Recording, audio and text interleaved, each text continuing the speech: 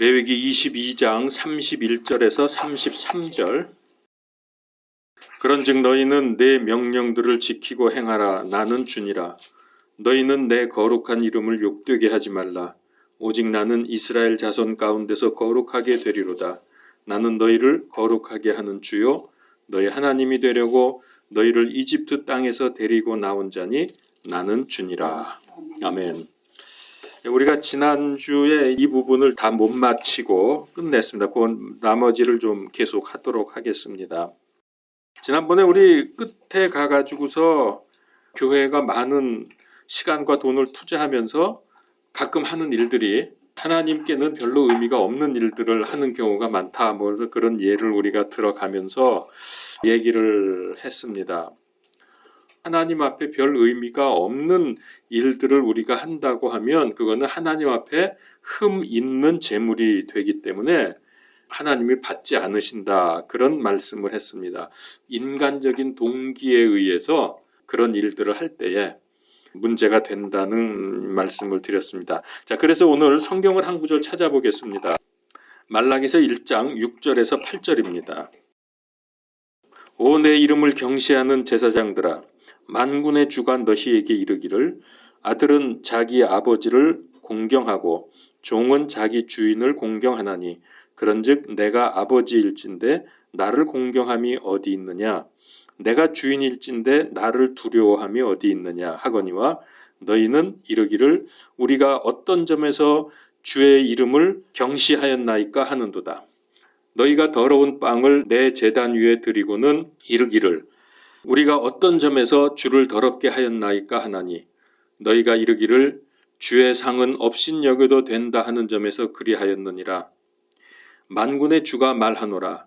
너희가 눈먼 것을 희생물로 드리면 그것이 악하지 아니하냐. 너희가 다리 저는 것과 병든 것을 드리면 그것이 악하지 아니하냐. 이제 그것을 내 총독에게 드려보라. 그가 너를 기뻐하겠으며 내 외모를 용납하겠느냐. 그러니까 성경에 이런 말씀이 있는 걸로 보면 실제로 그 당시에 이제 말라기니까는 거의 구약의 마지막 때인데요. 이런 식으로 형식적인 제사만 드린 거죠. 사람 눈에만 그저 보일 정도로. 그러나 하나님이 딱 볼 때 그들의 동기를 보게 되고 실제로 그들의 헌물이 흠이 있는 것들, 뭐 다리 저는 것, 병든 것을 드렸다고 이렇게 말씀을 하시는데 하나님 앞에서 불경이죠. 있을 수 없는 일들이 벌어진 겁니다. 그래서 우리의 헌물은 흠이 없어서 하나님을 기쁘시게 하고 그래서 드린 우리도 기쁨이 있어야 그게 온전한 헌물이 되는 것입니다. 그리스도인은 하나님께 흠 없는 헌물을 드리지 않고는 배부를 수가 없습니다. 우리가 헌물을 드리는 것은 누구가 먹는 거죠? 그 헌물을? 네. 하나님이 제일 먼저 드시는 거예요. 화목제의 경우는 이제 백성도 거기에 참여를 하지만은 그 외의 모든 헌물은 하나님의 것이고 제사장들의 것입니다. 그래서 사람이 올바른 헌물, 즉 흠이 없는 헌물을 드리지 않으면은 하나님도 배가 고프시죠. 그거 안 받으시니까. 그리고 사람도 마찬가지입니다. 이 제사장들도 배부를 수가 없습니다. 어떤 면에서? 영적인 면에서, 신앙적인 면에서 만족이 되지 않는다는 거예요. 그러니까 만일 제사장 직분을 감당하지 않는 구원만 받은 사람이라면 그가 영적으로 늘 배가 고플 겁니다. 지금 이거 연결이 됩니까? 구약의 이 재물하고 신약의 우리의 영적인 상태하고 이게 연결이 되어야 이것이 의미가 있습니다. 이 말씀이.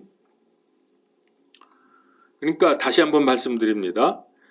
그리스도인들이 하나님께 온전한 헌물을 드려야 우리도 배가 부릅니다. 영적인 만족을 얻을 수 있습니다. 영적인 힘을 얻게 됩니다. 만약에 제사장의 직분을 감당하지 않는 구원만 겨우 받은 사람이라면 그 사람은 다른 거 헌물도 안 드리고 하나님의 사역도 감당을 안 할 때 영적으로는 먹을 음식이 없는 거예요. 그래서 배가 고픈 거예요. 배부르고 만족하는 그리스도인이 되려면은 하나님을 섬기며 흠없는 헌물을 드리는 제사장이어야 합니다. 그러니까 주의 일을 감당해야 돼요. 주님께서 원하시는 기쁜 일들을 하는 그리스도인, 그런 사람이 영적으로 충만함을 얻을 수 있고 하나님을 만족시킬 때 그게 가능해진다. 그때 나도 배가 불러진다. 하나님을 만족시키려면은 흠없는 헌물을 드려야죠. 다 이렇게 서로 연결이 됩니다. 제가 말씀드린 이 내용이 레위기에서 말씀드리는 제사장의 규정입니다. 올바른 헌물을 드려라. 다시 하나님의 배부름은 그러니까 어떻게 돼요? 우리의 배부름이고 하나님의 만족은 우리의 만족이 되고 하나님의 기쁨은 우리의 기쁨이다. 이게 헌물 드리는 원칙입니다. 그러니까 정성을 다해서 드려야 돼요. 그래야 우리가 영적으로 성장하고 힘을 얻고 영적으로 잘 되면은 세상 일도 잘 되는 거예요. 영적으로 꼬이면 세상 일이 안 되는 거지. 그러니까 이 원리를 잘 알고 우리가 늘 마음과 뜻과 정성을 다해서 하나님을 기쁘시게 해드리는 삶, 이런 것이 꼭 필요합니다. 그렇게 해서 하나님께서 원하시는 제사장의 자격과 올바른 헌물이 무엇인지 우리가 알 수 있죠. 우리가 이제 앞에서 쭉 지난주에도 쭉 우리가 이것을 말씀을 드린 것들입니다. 그래서 제사장과 헌물은 둘 다 반드시 거룩하고 흠이 없고 온전해야 한다. 제사장만 흠이 없어서도 안 되고 제물만 흠이 없어서도 안 됩니다. 둘 다 온전해야 돼요. 지난번에 그렇게 해서 세 번째까지 단락을 기록하신 분은 아마 알 겁니다. 17절부터 25절까지의 말씀, 제사장이 드리는 헌물에 관한 말씀입니다. 자, 그다음에 이제 네 번째 단락은 26절부터 28절입니다. 22장 26절에서 28절. 여기는 좀 갑자기 생소한 것 같은 내용이 나옵니다. 가축의 어미와 새끼를 한날에 잡지 말라. 좀 특이한 규정이죠. 태어난 동물을 헌물로 바칠 때 최소한 7일은 어미와 함께 있게 하라. 한날에 잡아서도 안 되고 7일이 채 안 된 어린 새끼를 어미로부터 떼어가지고 헌물로 드리지 말라는 거예요. 최소한 7일은 지나야 된다. 근데 이와 비슷한 규정, 다르긴 하지만 비슷한 규정이 신명기 14장 21절에 보면 너는 염소 새끼를 그것의 어미의 젖에 삼지 말지니라 이렇게 말씀을 하셨어요. 그러니까 이런 것들을 우리가 종합을 해보면 기본적인 인륜에 해당됩니다. 그렇죠. 어미하고 새끼하고 한날에 잡는다든지 아니면은 어미의 젖에다가 새끼를 삶아버린다든지 이러면 그 참 우리가 얼뜻 생각해 보더라도 너무 인륜에 어긋난다고 생각되지 않습니까? 그래서 이런 것들은 하나님의 자비를 나타내는 규정이다 라고 생각을 합니다. 그건 뭐 그 정도로 넘어가고요. 그 다음에 다섯 번째가 이제 마지막인데요. 29절부터 33절 이 결론에 해당이 됩니다. 자, 앞에서 말씀드린 여러 가지 규정들이 있었죠. 제사장이 거룩해야 된다. 제물도 거룩해야 된다. 그리고 누가 이 거룩한 음식을 먹을 수 있느냐, 자격, 이런 거 말씀드렸고요. 이제 이런 규정들은 하나님의 거룩하심을 드러낸다는 겁니다. 그게 32절이죠. 32절에 보면은 너희는 내 거룩한 이름을 욕되게 하지 말라. 오직 나는 이스라엘 자손 가운데서 거룩하게 되리로다. 나는 너희를 거룩하게 하는 주요. 이렇게 말씀을 합니다. 그러니까 앞에서 말씀드린 이런 괜히 하나님이 우리 힘들고 복잡하게 힘들게 만들어서 괴롭히려고 하는 규정들이 아니라 이런 모든 것들이 하나님의 거룩하심을 드러낸다는 거예요. 우리가 하나님을 거룩하게 받들고 모실 때에 우리가 은혜를 받고 거룩해진다는 거죠. 그리고 하나님께서 그들을 구속해서 그들의 하나님이 되신다는 말씀, 이게 이제 구약에 지속적으로 강조되고 있는 말씀입니다. 33절에 보니까 너희 하나님이 되려고 너희를 이집트에서 데리고 나온 자니 나는 주니라. 그러니까 하나님은 그냥 무조건 어느 날 나타나서 야, 내가 하나님이야. 나를 섬겨. 이렇게 하는 게 아니에요. 먼저 하나님을 섬길 수 있도록 하기 위한 어떤 일들 혹은 사건들을 일으켜 주십니다. 그게 이스라엘 백성에게는 가장 중요한 사건이 뭐냐 하면 출애굽 사건입니다. 나는 너희를 애굽 땅에서 인도하여 낸 여호와 주 하나님이다. 그러므로 너희는 내 계명을 지켜라. 나에게 순종해라. 참 신사적이죠, 우리 하나님. 다른 종교들에서는 그런 거 없잖아요. 그냥 무조건 갖다 바쳐야 되고 사람 인신 재물 심청이 그냥 갖다가 물에다가 쳐박고 이렇게 해야 되는 이런 식의 악신이 아니고 우리 하나님은 아주 신사적이고 우리로 하여금 자발적으로 마음이 우러나서 섬길 수 있도록 하게 해주시는 분이다. 하나님도 이삭 바치라고 그랬잖아요. 그러니까 그 전에 모든 은혜가 다 임해졌대. 그리고 또 실제로 또 중지시켰죠. 그거는 이제 예수 그리스도에 대한 예표를 주시기 위해서 그렇게 한 거고 또 그 아브라함 자신에게는 축복을 주시기 위한 방법으로 그렇게 하신 거고. 우리가 제사장이라고 그랬죠. 신약 시대에 우리가 제사장인데 우리는 자신을 죄와 부정함에 내주지 말고 거룩함을 유지해야 한다. 이게 지금 레위기에 계속 흘러오는 사상이에요. 내가 거룩하니 너희도 거룩할지니라.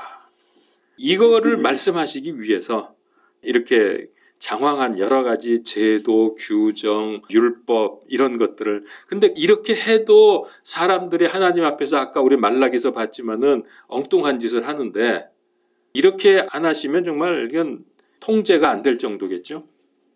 그런데 제사장이라도 죄로 부정해지면 거기서부터 벗어날 때까지 거룩한 음식을 먹을 수가 없습니다. 이런 상태에서 거룩한 하나님을 섬길 수가 없기 때문에 반드시 제사장도 왜 살다 보면은 부지 중에라도 알고도 뭐 그럴 수 있겠죠. 사람이니까. 그런 경우에는 이 음식, 그러니까 하나님께 바쳐진 이 거룩한 음식을 제사장이 먹을 수가 없어요. 왜냐하면 부정하기 때문에. 그래서 하나님이 말씀하신 게 레위기 11장 45절에 보면은 나는 너희의 하나님이 되려고 너희를 이집트 땅에서 인도하여 낸 여호와라. 내가 거룩하니 너희도 거룩할지어다. 이제 이 말씀이 신약에서는 어떻게 나오느냐? 신약적인 말씀으로 찾아보도록 하죠. 로마서 6장 19절입니다.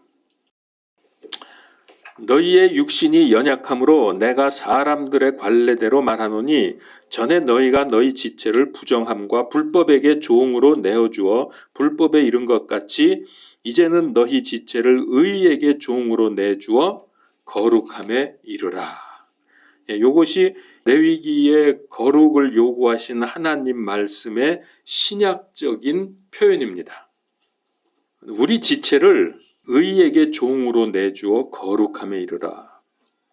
한 군데 더 보죠. 베드로전서 1장 14절 15절 레위기와 연결되는 중요한 구절들입니다.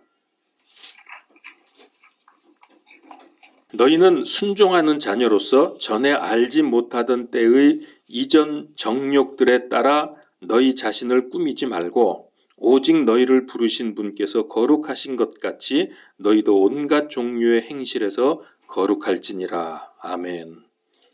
우리가 전에는 이전의 정욕에 따라서 우리가 살아왔잖아요. 그러지 말고 너희를 부르신 하나님께서 거룩하신 것 같이 온갖 종류의 행실에서 거룩하라. 자, 그러면 이제 우리에게 숙제가 남죠. 그래, 거룩해지고 싶어. 그러면 어떻게 거룩해질 수 있는데? 이런 질문이 나오겠죠? 그 질문도 성경에서 답변을 구해 봅시다. 너무 중요한 구절입니다. 이 구절은 꼭 기억해 두어야 합니다. 디모데전서 4장 5절. 어떻게 거룩해지느냐? 자, 우리 합독합시다. 시작. 그것은 하나님의 말씀과 기도로 거룩히 구별되었느니라. 어떻게 거룩히 구별되었어요? 말씀과 기도로, 하나님의 말씀과 기도로. 왜 우리가 계속 말씀, 기도, 영적 생활을 주일마다 부르짖는지 아시겠습니까? 이게 성경에서 요구하는 거룩해지는 길이기 때문에 그래요. 말씀과 기도로. 그래서 정진경 자매님이 지금 상당히 거룩해지고 있습니다.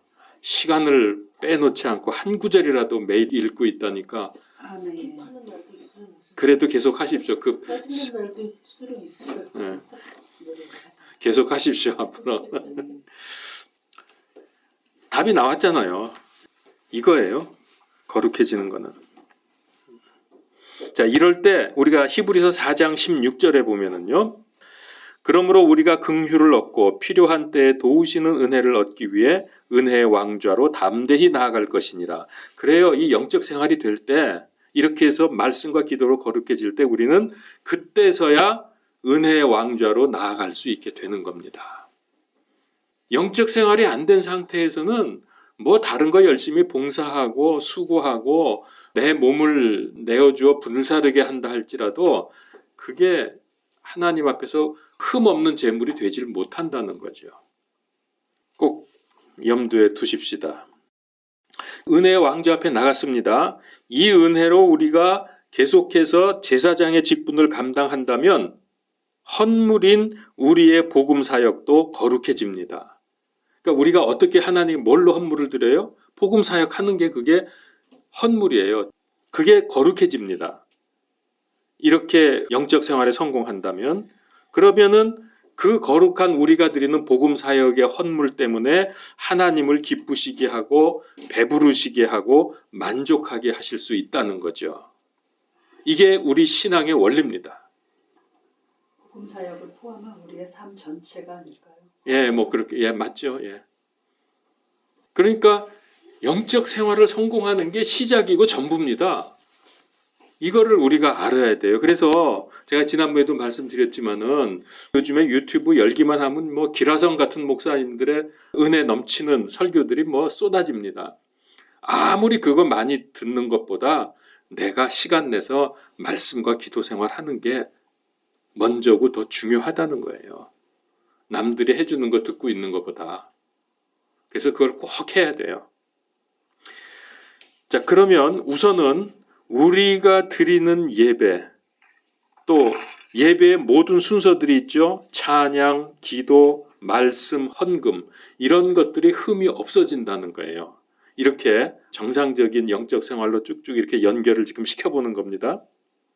그렇게 되면은 우리의 예배가 흠없는 헌물로 주님 앞에 바쳐집니다. 그게 요한복음서 4장 23절 24절 참되게 예배하는 자들이 영과 진리로 아버지께 예배할 때가 오나니 곧 지금이라. 이는 아버지께서 자기에게 그렇게 예배하시는 자들을 찾으시기 때문이니라. 하나님은 영이시니 그분께 예배하는 자들이 반드시 영과 진리로 그분께 예배할지니라. 자, 여러분 그러면 이제 이 말씀을 우리가 너무 잘 알지만은 영과 진리로 예배를 드리라는데 이게 도대체 어떻게 하는 게 영과 진리로 드리는 예배냐? 영적 생활에 성공하는 사람이 드리는 예배입니다. 그게 영과 진리로 드리는 예배가 되는 것입니다.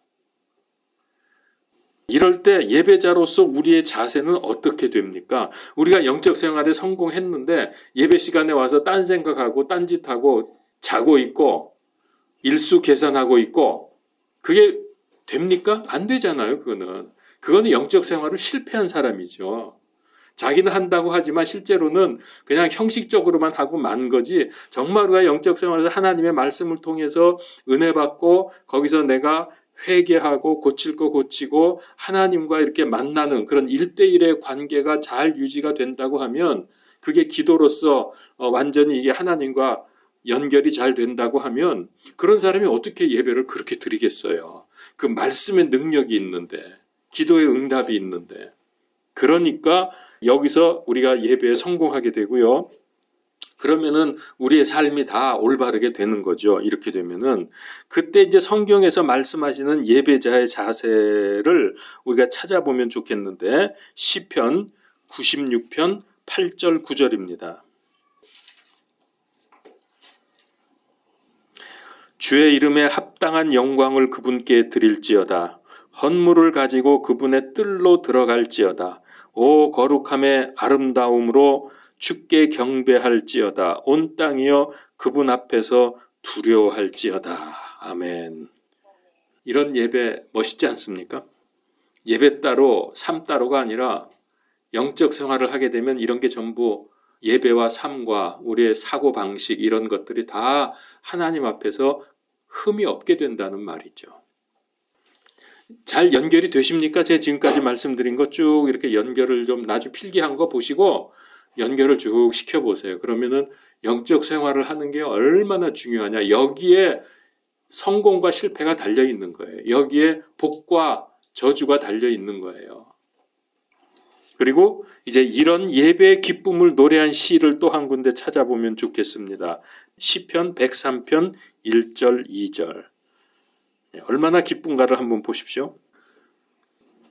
오 내 혼아 주를 찬송하라. 내 속에 있는 모든 것들아 그분의 거룩한 이름을 찬송하라. 오 내 혼아 주를 찬송하며 그분의 모든 은택을 잊지 말지어다. 아멘. 기쁨의 탄성이 나오죠. 우리가 예배 드릴 때 이래야 돼요. 자꾸 졸지 마시고.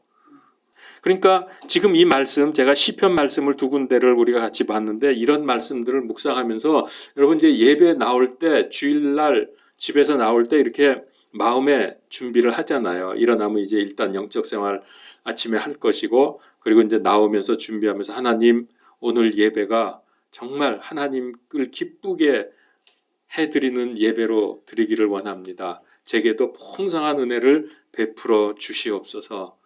이런 마음으로 그런 기도를 하면서 예배에 오게 되는데 교회에 오게 되는데 그때 이 지금 시편의 말씀들을 묵상하면서 야 나도 이런 마음으로 이런 자세로 예배를 드려야 되겠다. 이렇게 하고 한번 기도하면서 와 보세요. 하나님이 그 응답 안 하시겠나. 아마 기쁨이 철철 차고 넘칠 것입니다. 그래서 우리는 무엇보다도 앞에서 말씀드린 디모데전서 4장 5절 말씀 제가 이거 꼭 기억하라 그랬죠. 하나님의 말씀과 기도로 거룩하게 됨이니라. 이 말씀대로 영적 생활에 무조건 성공하십시오. 이럴 때 거룩하게 된다고 하나님이 우리에게 말씀하셨거든요. 그러니까 영적 생활 성공하면 거룩해진다고 하나님이 말씀하셨는데 이거 안 믿어? 그렇게 안 되겠어요? 제 마음이 막 흥분이 됩니다. 기쁘고. 자, 이렇게 해서 22장을 마쳤는데 사실은 지난주에 마쳤어야 되는데 이제 못한 부분이 있어서 제가 이제 보충을 했고요. 이제 오늘 23장으로 들어가는데 이것도 중간에 그칠 것 같아. 혹시 22장 이제 여기까지 해서 하실 말씀이나 질문이 있으면은 해봅시다. 없으면 23장으로 들어가겠습니다. 자, 그러면은 23장 우리 서론 조금 해보도록 하겠습니다. 이게 또 좀 나가다 보면은 또 중간에 잘리고 계속 그러니까 서론만 하고 본론은 안 들어가겠습니다. 자, 레위기 23장 1절 2절을 봉독하겠습니다. 주께서 모세에게 말씀하여 이르시되 이스라엘 자손에게 말하고 그들에게 이르라. 너희가 거룩한 집회로 선포할 주의 명절들에 관하여는 이것들이 곧 나의 명절들이니라. 아멘. 여러분 성경을 읽을 때는요. 이제 이거는 참 목사님들마다 견해들이 달라요. 저같이 말하는 사람들은 아주 소수고요. 저는 이게 성경을 읽는 법이 이게 맞다고 생각을 해서 강조를 하는 건데 성경에서 비유로 말한다, 비유로 말씀하시기를 이렇게 나오는 부분이 아주 조금 있어요. 또 예를 들어서 말씀하시는 부분도 있고 그런 말씀이 아니면은 그러니까 거의 대부분의 성경 말씀은 일단은 문자 그대로 받아들여야 합니다. 써 있는 그대로 그냥 받으면 돼요. 근데 많은 경우에 성경을 읽으면서 나름대로 바꾸어서 생각을 하고 이런 뜻이지 라고 생각을 하면서 말씀하시는 분들이 있거든요. 저는 그 반대입니다. 왜냐하면 하나님이 그렇게 일단 말씀하시고 문자로 그렇게 주셨기 때문에 우린 그대로 받는 거예요. 그런데 이제 아까 말씀드린 대로 비유나 예 같은 경우는 이제 거기에 맞게 우리가 이해를 해야 되고 그리고 문자로 읽어서는 도저히 이게 안 되는 부분도 소수 있기는 있어요. 그런 부분들은 이제 또 우리가 2차로 해석을 하면서 받아들여야죠. 그래서 첫 번째는 무조건 문자 그대로 받아라. 이게 꼭 필요합니다. 하나님 말씀을 내 생각으로 막 바꾸어서 해석하는 거 안 좋아요. 그 다음에 이제 하나님의 의도가 무엇이냐, 이게 무슨 뜻이냐를 찾아내는 거는 그 다음 얘기예요. 필요하면 그걸 하는 거예요. 그러나 일단은 말씀 그대로 받고 내가 그대로 순종하면 돼요. 자, 이제 레위기 23장을 들어왔는데 1장부터 17장까지는 헌물과 사역에 대해서 알려주셨고요. 헌물과 사역. 18장부터 22장까지는 그거에 근거해서, 앞부분에 근거해서 거룩한 삶을 살도록 요구하십니다. 그러니까 여기는 실제적인 삶의 부분이죠. 18장부터 22장은. 그 앞부분은 교리 내지는 하나님의 규정이라고 한다면 후반부 18장부터 22장은 그것에 근거해서 거룩한 삶을 실제로 살아라. 그렇게 해야 된다. 이거죠.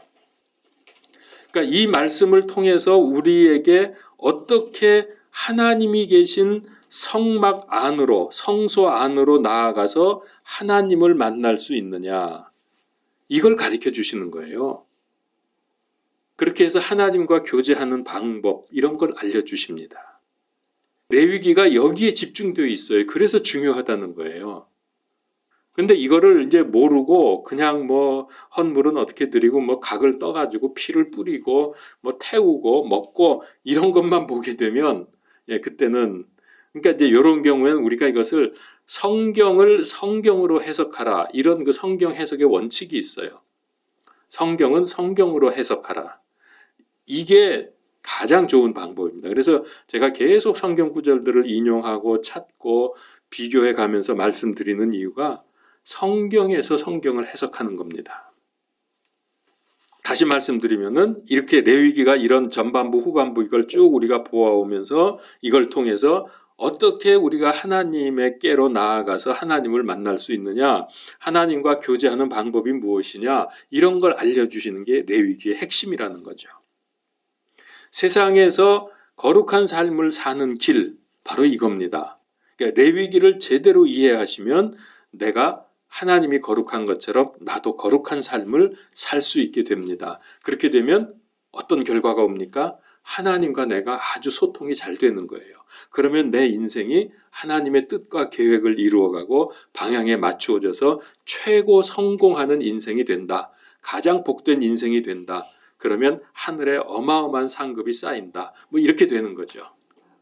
그래서 우리가 거룩에 힘써야 된다는 거예요. 이게 하나님과 통하는 건데, 그래서 어떻게 하면 거룩해진다고요?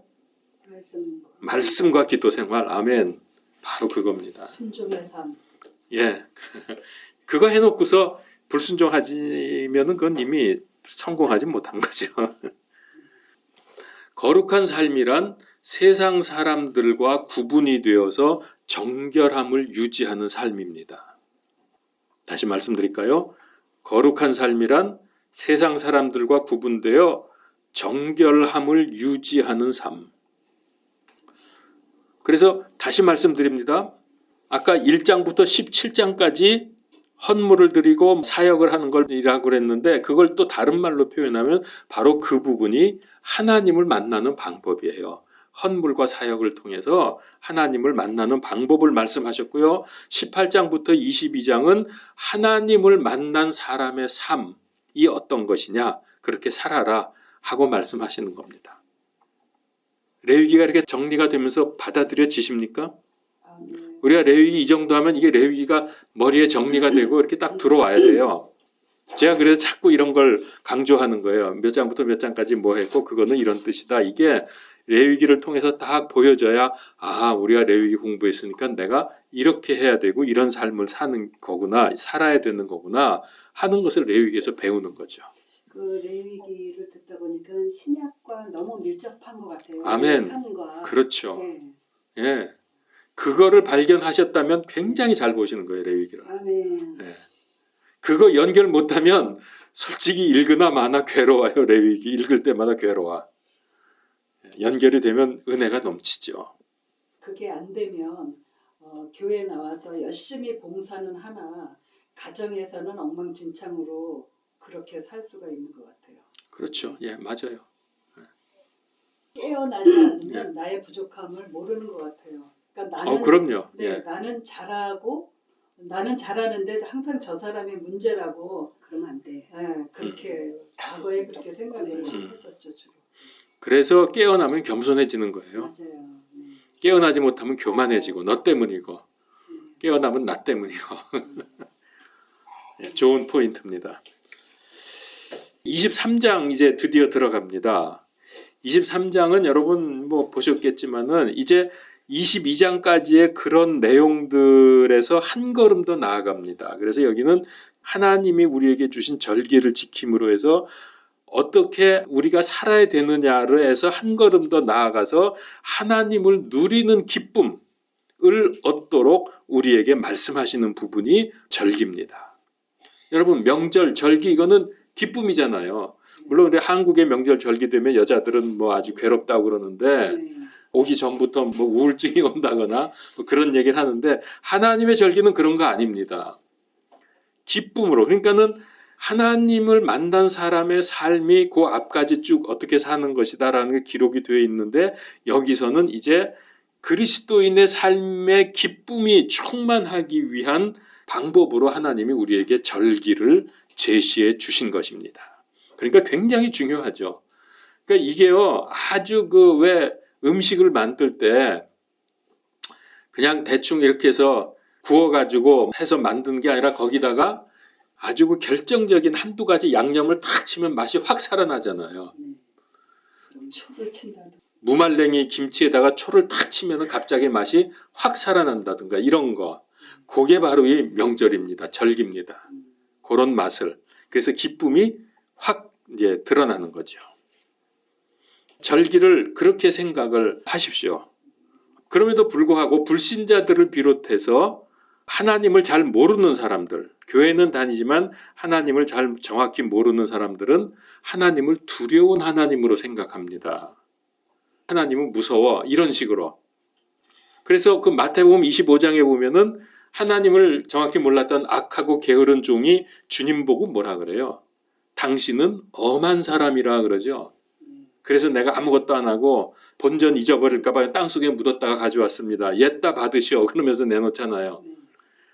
엄한 사람으로 그렇게 보는 거예요. 그게 믿음이 없는 사람이에요. 그리고 하나님을 잘 모르면 그렇게 생각을 합니다. 근데 또 반대도 있어요. 그 반대로 너무 하나님을 가볍게 여기고 무시하게 되면은, 그러니까 하나님을 무시하게 되면은 그분을 가볍게 여기고 자기 욕심의 만족을 위한 분으로 그렇게 착각을 합니다. 하나님 계시니까 이거 해 주실 거야. 뭐 이런 식으로. 나를 위해서 하나님을 이용하는 거죠. 둘 다 극단적으로 흐른 거죠. 그런 면이 없는 건 아니지만은 밸런스를 잘 지켜야 됩니다. 그래서 하나님을 올바로 알게 되면 그분은 엄하신 분일 뿐만 아니라 사랑과 긍휼이 풍성하신 분이고 그분을 누릴 때 기쁨이 넘친다. 요거를 알아야 돼요. 그러니까 왜 엄하게 느껴집니까? 하나님의 말씀대로 안 살면은 하나님이 무서운 거예요. 말씀대로 살면은 기쁨이에요. 신앙생활은. 하나님 앞에 서 있는 게 그게 두려운 게 아니라 기쁨이라고요. 말씀대로 살아야지 그러니까. 그런데 선악과 사건 이후로 타락한 인간들은 그 본성적으로 부패하지 않았습니까? 그래서 하나님을 떠났죠. 모든 즐거움과 기쁨을 누림을 잃어버렸습니다. 바로 이게 오늘날 이 악한 세상의 전쟁과 기근과 공포와 불안과 두려움, 미움, 다툼 이런 것들이 많은 이유가 하나님을 떠나서 이 하나님에 대한 즐거움과 누림을 잃어버렸기 때문입니다. 그러니까 이것이 많은 오해와 잘못을 불러옵니다. 하나님께 대한 오해를 비롯해서 그래서 온 세상에 이런 것들이 만연하게 된 이유가 바로 그거죠. 우리 성경 한 구절 읽고 제가 잠깐 설명드리고 마치겠습니다. 마태복음서 11장 17절에서 19절입니다. 이게 이제 이 세상의 지금 모습을 단편적이라 그래야 되나? 하여튼 보여주는 구절이에요. 이르기를 우리가 너희를 향해 피리를 불어도 너희가 춤추지 아니하였고 우리가 너희를 향해 애곡하여도 너희가 애통하지 아니하였다 하는 아이들과 같도다. 요한이 와서 먹지도 아니하고 마시지도 아니하며 그들이 말하기를 그가 마귀 들렸다 하더니 사람의 아들이 와서 먹고 마시며 그들이 말하기를 보라 음식을 탐하는 자요 포도즙을 많이 마시는 자요 세리들과 죄인들의 친구로다 하는도다. 그러나 지혜는 자기 자녀들로 말미암아 의롭게 되느니라. 여러분 이 구절 많이 보셨죠? 만약에 내가 이런 공격을 받았다 그러면 그냥 어느 장단에 춤추라는 겁니까? 먹었더니 먹었다 그러고 안 먹었더니 안 먹는다 그러고 이게 세상 사람들이죠. 이게 비난거리만 찾아서 상대방을 무너뜨리려고 하는 패역한 인간들의 모습입니다. 근데 가만히 이 말씀을 묵상해 보면요. 이 두 경우가 다 맞습니다. 다 옳았어요. 세례 요한의 경우 먹지도 않고 마시지도 않은 이유는 뭡니까? 그 세대가 패역한 세대였기 때문에 회개하고 하나님께 돌아오도록 하기 위해서 세례 요한이 금식하면서 먹지도 않고 마시지도 않으면서 너희가 이렇게 하면서 회개해라. 회개해야 된다. 이걸 보여준 거거든요. 그랬더니 그거는 안 따라하고 먹지도 않고 마시지도 않으면서 전 마귀 들렸어. 이러면서 비난을 해요. 그러니 이게 말이 안 되는 거죠. 그 다음에 또 예수님은 오셔서 먹고 마시고 죄인들의 친구가 되신 이유가 무엇입니까? 그들에게 구원을 선포하셨잖아요. 이제 예수님께서 믿는 자들을 구원하시기 위해서 이 세상에 오셨는데 그래서 이 구원으로 인해서 함께 기뻐하기 위해서 먹고 마시면서 특별히 무시당하던 이 죄인들 또 다 구원을 받을 수 있다는 이 기쁨 때문에 그렇게 먹고 마시고 같이 즐거워했는데 그러니까 알고 보면은 세례 요한이 먹지 않고 마시지 않은 거나 예수님이 먹고 마신 거나 전부 하나님으로부터 온 올바른 행위였습니다. 그런데 이 패역한 사람들은 둘 다 뒤집어서 비난을 하는 거예요. 여러분 이거 가만 보세요. 이거 마귀가 하는 짓 아닙니까? 마귀 역사 아니면 뭡니까 도대체 이게? 요한의 외침을 듣고 가슴을 치면서 죄를 회개하며 돌아와야 되고 예수님의 구원이 성취가 되면 거기에 장단을 맞추고 기뻐하면서 춤을 춰야 하는데 그래야 이게 회개와 구원의 은혜를 누리는 자의 모습인데 반대로 죄도 회개하지 아니하고 구원의 기쁨도 없이 전혀 반응을 하지 않습니다. 그러니까는 피리를 불어도 춤추지 않고 그랬죠? 애곡을 해도 너희가 애통해하지 아니하였다. 이건 뭐 아무리 하면 뭐합니까? 전혀 반응이 없어요. 그리고 오히려 불평과 비난만 했습니다. 그러니까 우리가 이걸 가만 보면은 하나님의 선하신 뜻과 인간의 악함이 아주 극명하게 대조가 되죠. 내가 어느 쪽 인생을 살아야 하는지 결론은 쉽게 내릴 수 있습니다. 뭐 거역하고 패괴한 인생을 살겠다고 하는 사람은 없겠죠. 이제는 그래서 하나님의 뜻을 따라서 실제로 뜻을 따라 사는 것이 필요합니다. 어떻게 이게 가능하냐?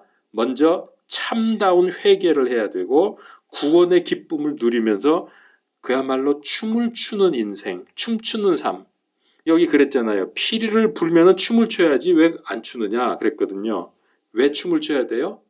우리 구원받았잖아요. 너무 감사하잖아요.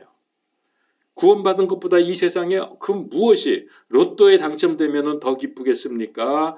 뭐 더 기쁜 건 뭐 있어요? 대통령이 되면 기쁘겠습니까? 아니거든요. 구원을 능가할 기쁨이 없어요. 이 세상에는. 근데 춤을 안 춰. 맹숭맹숭하니. 그래서 여러분 우리 회개하고 기쁨으로 춤추는 삶을 사는 그리스도인이 됩시다. 아멘.